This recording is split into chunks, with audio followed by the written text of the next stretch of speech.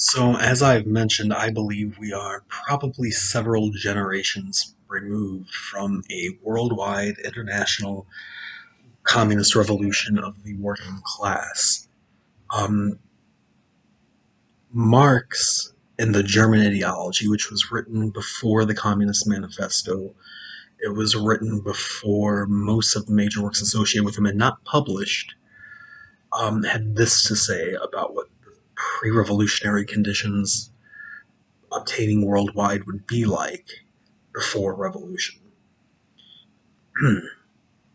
This alienation, to use a term which will be comprehensible to the philosophers, can, of course, only be abolished given two practical premises. For it to become an intolerable power, i.e., a power against which men make a revolution, it must necessarily have rendered the great mass of humanity propertyless, and produced at the same time the contradiction of an existing world of wealth and culture, both of which conditions presuppose a great increase in productive power, a high degree of its development.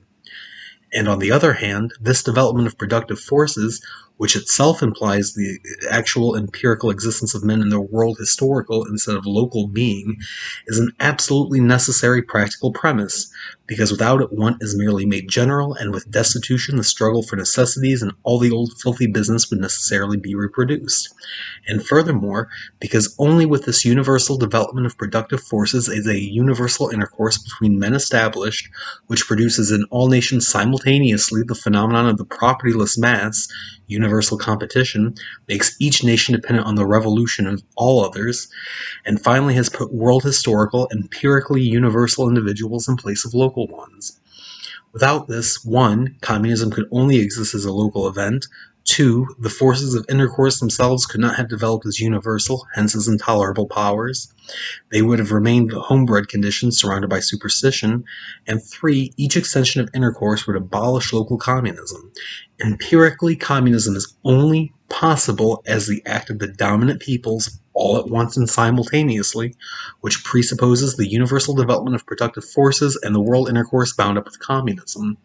Moreover, the mass of propertyless workers, the utterly precarious position of labor, power on a mass scale cut off from capital, or even from a limited satisfaction, and therefore no longer merely temporarily deprived of work itself as a secure source of life, presupposes the world market through competition.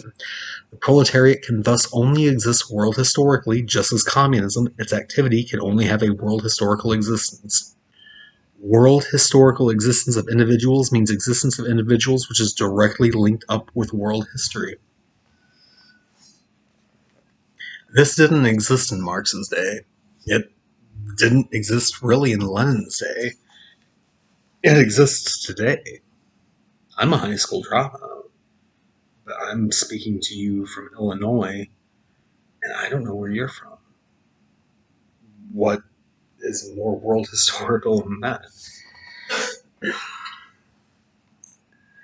So, this bears some parsing. Propertyless. Now, this ties into the immiseration thesis that the very structure of capitalism requires that the capitalists exploit their workers more and more. But this doesn't necessarily mean longer working days. They can cut the working day. They can cut the number of days worked. They can cut working hours. They can do all of this. But it does require the financialization of more and more sectors of the economy. I mentioned this in my video on the immiseration thesis. This notion of the Great Reset plays into this to a very real degree. Now, it's not going to happen overnight. In fact, by the time these conditions really kick in, you might have forgotten all about this video. You might have forgotten about the term the Great Reset altogether. But as more of these hedge funds snatch up sole proprietor properties, they're going to turn the whole economy into a rental economy. It's already happening. More and more people are renting more and more of the necessities of life. This means that people are working with less to show for it. They become propertyless. This condition has to be generalized. It has to occur the world over. But as America and the West imposes more and more of its own conditions of life on more and more of the world, and this process is very nearly complete, it's going to happen everywhere. And we are all now interlinked through the internet. I can speak to a German or to an individual from China without having to speak Mandarin or German myself. I don't. I'm monolingual. But if you can't see where all this is headed, then you're quite blind.